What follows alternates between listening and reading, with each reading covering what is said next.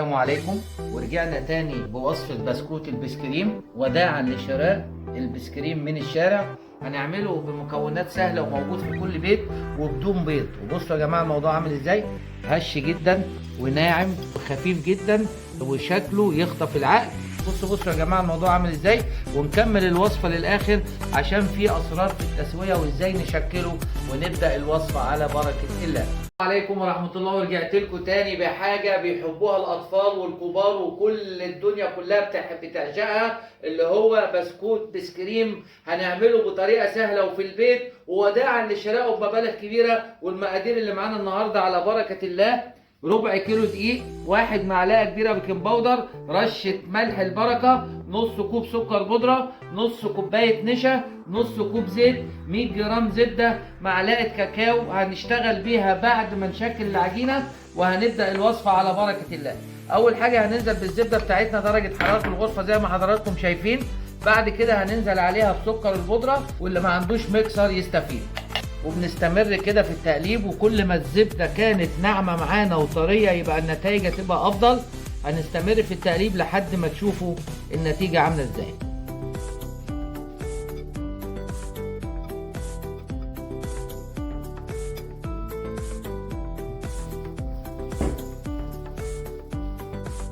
واول ما وصلنا بقى كده يا جماعه للقوام الجميل ده، هننزل بالزيت اللي معانا.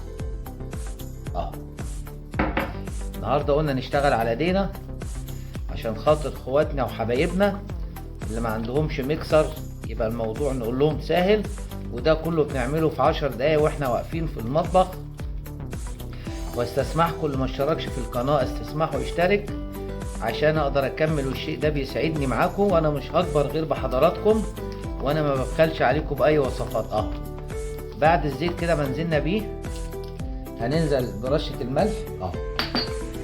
وطبعا البسكوت ده بدون بيض. هننزل بعد كده بالدقيق، ربع كيلو دقيق، وبعد كده بالبيكنج باودر بتاعنا. هنقلب بالراحه اهو لحد ما العجينه تتجانس معانا وتلم. نستمر في التقليب. العجينه خلاص هتصبح جاهزه معايا وزي القمر اهي. بصوا الموضوع عامل ازاي يا جماعه.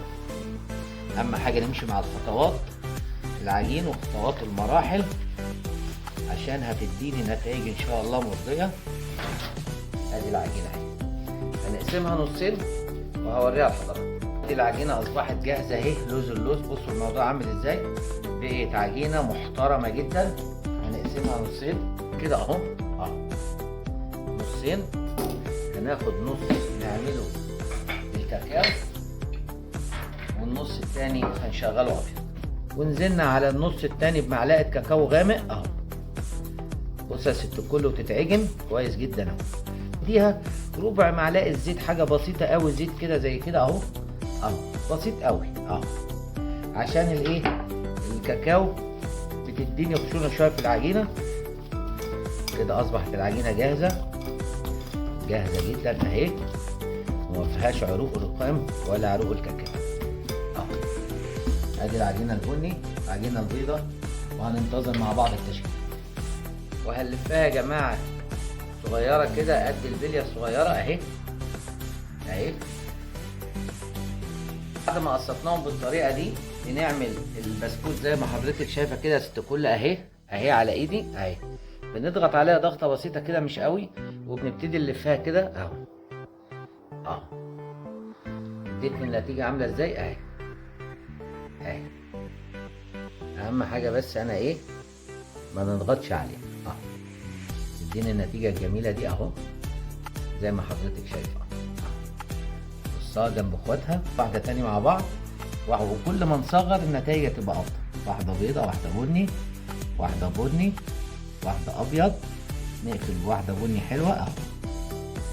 شوف الموضوع عامل ازاي. بشيلهم على ايدي اهو. لفه بسيطه جدا بلف ايدي اهو. الموضوع عامل ازاي. تمام. هنكمل مع بعض الكميه ونسوي ان شاء الله، هتبقى النتائج مرضيه. وكده يا حضرات انتهينا من التشكيل بتاعه. هندخله الفرن على درجه حراره 200، هيقعد معانا حوالي من 15 ل 20 دقيقة على السلك الوسطاني، وننتظر مع بعض السوا على بركة الله. طبعا خرج القمر من الفرن ورصناه. بصوا يا جماعة الموضوع عامل ازاي، حاجة تخطف العقل. وربنا كده ان شاء الله الوصفات تعجب حضراتكم. واستسمحكم اللي ما اشتركش في القناة تسمعوا اشترك ونعمل لايك لكل فيديو. ودمتم في امان الله، والسلام عليكم ورحمة الله وبركاته.